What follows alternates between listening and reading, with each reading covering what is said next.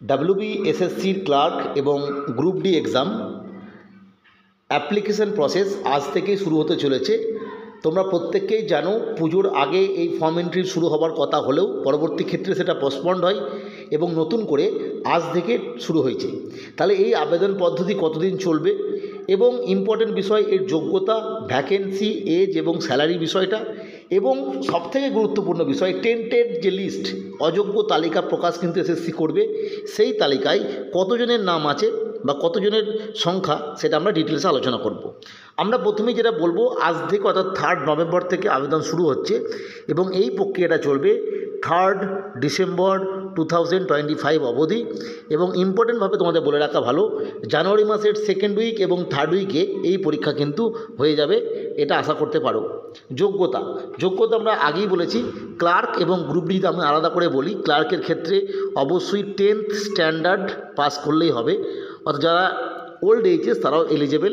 D এর ক্ষেত্রে 8 class pass করলেই হবে। আপার যে কোয়ালিফিকেশান সেগুলোর জন্য কোনো সমস্যা নেই, অর্থাৎ যে মাস্টার্স করেছে কি গ্র্যাজুয়েশন সম্পন্ন করেছে সেও পরীক্ষা দিতে পারবে।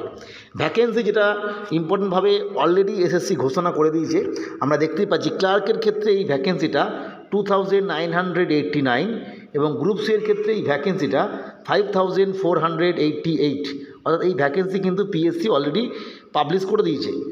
এজের ক্ষেত্রে একই এজ, অর্থাৎ 18 থেকে 40 হলেই হবে। এছাড়া আপার এজ লিমিটে এসসি এসটি যেটা আছে 5 ইয়ার্স, ওবিসি 3 ইয়ার্স এবং পিডব্লিউবিডি আপ টু 45 ইয়ার্স পর্যন্ত পরীক্ষা দিতে পারবে। স্যালারিটা আমরা আলোচনা করেছিলাম আগেই, তবু বলে রাখি অ্যাপ্রক্স গ্রুপ সি এর ক্ষেত্রে 30,000 গ্রস স্যালারি এবং ডি এর ক্ষেত্রে এটা সম্ভবত হয়েছিল 22,000 মতো। যাই হোক, এটা গেল বিষয়।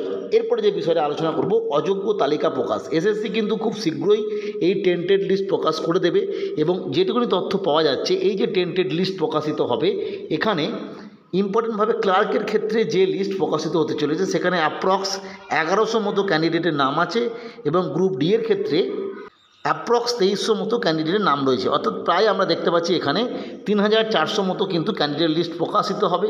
ফলে ভ্যাকেন্সি নিয়ে যারা চিন্তা করছিলে একটা বিষয়, যে এই সংখ্যক ক্যান্ডিডেট বেরিয়ে গেলে পরবর্তী ক্ষেত্রে কিন্তু সেগুলো থেকে ফ্রেশরা চান্স পেতে পারো। যাই হোক, তোমরা প্রত্যেকে ফর্ম এন্ট্রি করে নাও এবং অবশ্যই আমাদের চ্যানেলটিকে সাবস্ক্রাইব করে রেখো পরবর্তী আপডেটের জন্য বা প্র্যাকটিস সেটের জন্য।